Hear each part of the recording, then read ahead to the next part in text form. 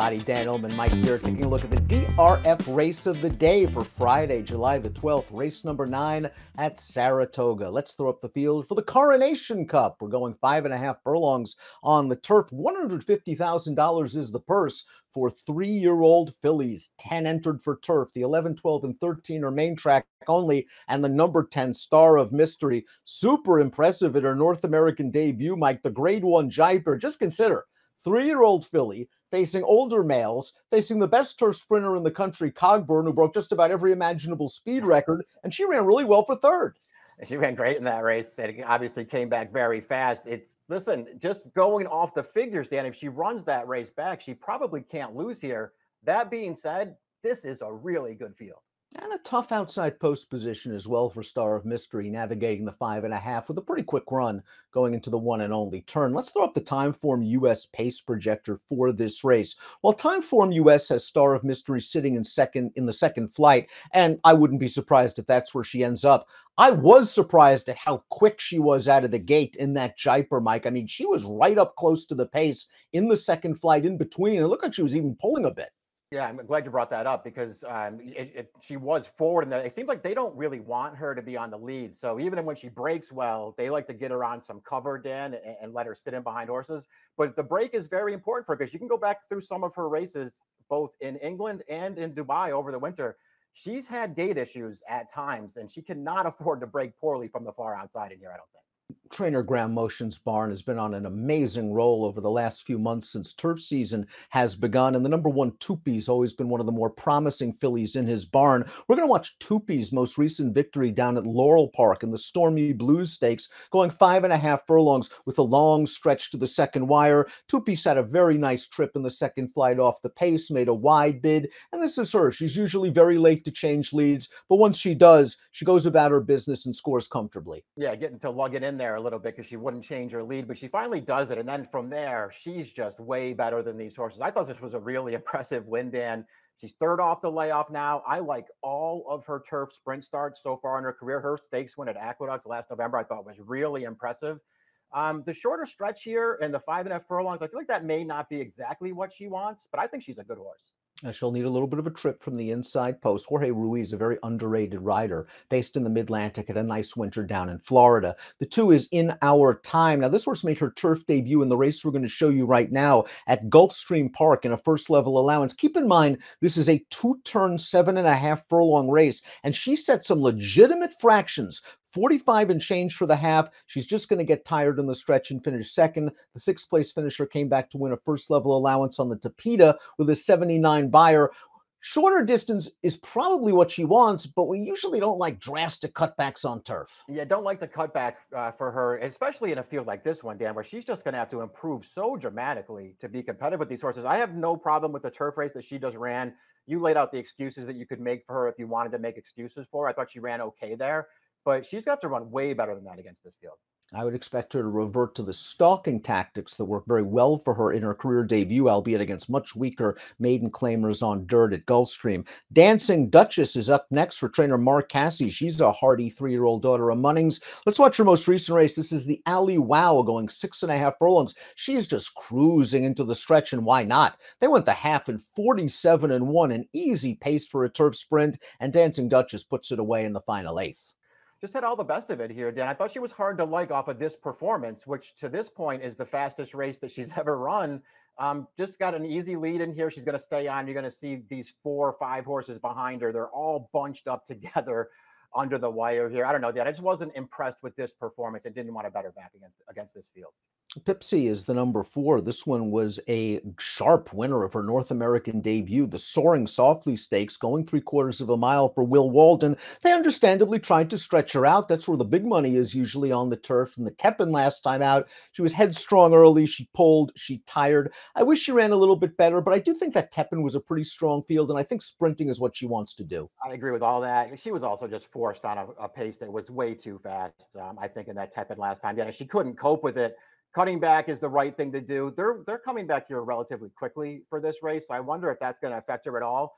But just going back to her Soaring Softly, I mean, you have to be impressed by that performance. She totally blew the start in there, leapt up at the break. She winds up last and just makes a huge run to win. She was really good that day.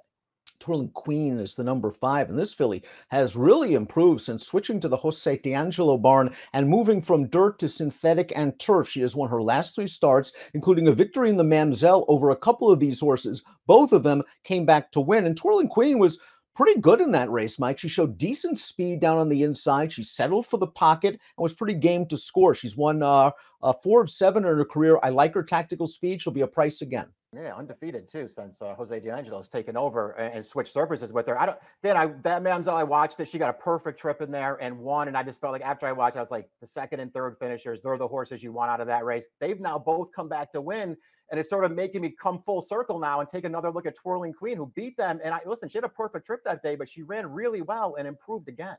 Ever So Sweet is the number 6 going out for trainer Brad Cox, and there's a chance that she's the main speed in this race under Arad Ortiz. Let's watch her most recent start. This is her first start of the year off a 5.5-month layoff, going 3/4 of a mile, and she went a legitimate pace. She went 21-2 for the opening quarter. Then she threw down a 21-3 second quarter mile, and she's still going strong under the wire. Maybe this layoff has really helped Ever So Sweet, and she's come back a bigger, stronger version at 3. That might be the case. She was good as a 2-year-old anyway, I thought. I mean, her debut, it looked like a race that she really needed up here last summer as a 2-year-old, and she really improved in her second start. And she was awful good winning that race that we just watched. I mean, that wasn't a good field, Dan. This is a way tougher race, but I'm not taking anything away from her. She was good last year. She seems like she's even better now, and she might be on the lead. Keep an eye on the 7, Cairo, going out for Cherie DeVoe, and Jose Ortiz made her North American debut going 2 turns in the Appalachian. They turned her back in the Soaring Softly, and although Pipsy outfinished her, she was sort of down inside while Pipsy had a clear run on the outside. It's true. I mean, I feel like just the fact that she was able to finally get herself clear and then make a run at Pipsy late in that race, I thought that was a sort of a feather in her cap. Obviously, Pipsy, though, had trouble in her own right that sort of could have made things a little closer as well. I don't know, Dan. To me, she's way too big a price on the morning line. Her 2 turf sprints as a 2-year-old in Ireland were both really strong performances, and she was good in the Soaring Softly last time. That's a great price on this filly. The number 8, Beret, can certainly be a part of the pace picture for trainer Wesley Ward. This one is coming in off 2 consecutive victories, 1 on turf. That race was at Keeneland 2 starts back, where she pressed a pretty sharp pace set by a 4-1 shot that tired pretty badly and finished 7th. She went about her business to win, beating 2 other next out winners. And at Churchill last time out, off turf, no problem. She's coming into this race sharp, and maybe she pushes Ever So Sweet to fast fractions. It feels like you're going to get speed out of her for sure. And she's just another one of those fillies that it seems like she's really improved as a 3-year-old. Her 2 starts this year, they're both really good, and they're way faster than what she was doing last year. I liked her turf win off the layoff at Keeneland. I can't say that I thought she ran the best race that day, but she was dead game in that. Cloud Walker, the number 9, is really hoping for some pace because she doesn't have a ton of early speed, but she does boast a strong stretch kick. We saw that too back in the Mamzelle. She was behind Twirling Queen, behind Tupi, but she was running on pretty strongly the last 1/8 of a mile or so, and she backed that race up with a win and a first-level allowance against some older fillies and mares. So it's all about pace for Cloud Walker and trip. She's got to navigate her way through a big field. I agree. And we'll see if she can work out the right kind of trip. I think she's pretty good. And I think she's better than the figures might make her look. She doesn't have a lot of early speed, Dan, but she's really handy when you watch her races. They just sort of take a hold of her and let her find a position wherever she's comfortable. So if that position's a little bit closer to the pace, don't be surprised if she's there. And she kicks hard through the stretch. I think she's underrated.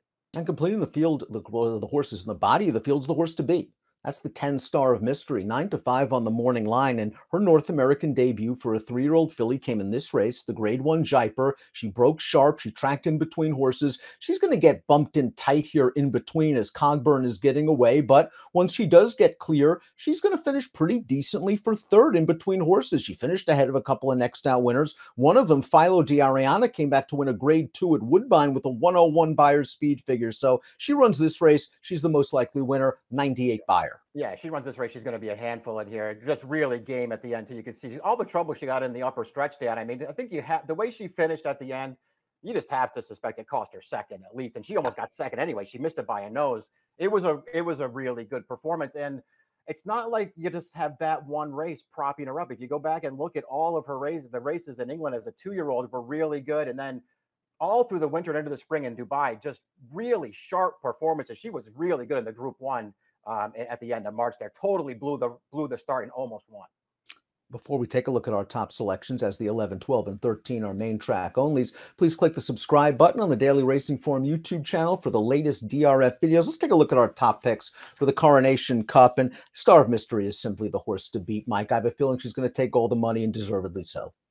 That's how I look at it too, Dan. I mean, this is such an interesting race. There are so many horses that I like in here, and I probably spent way too much time looking at it. I ultimately decided with the favorite in here. I hate to chalk it out, but I just feel like she might be a little too good for these horses right now. I put her on top. I want to use a lot of that 9, though, Cloudwalk. I think she might drift up in price. I think she's underrated. And she will be running at the end of this race. Curious to see if Ever So Sweet's a new horse off the layoff for Cox. She went fast from start to finish last time out. She's going to have to do it again against a much tougher field, but I did like the way she scored with a respectable number.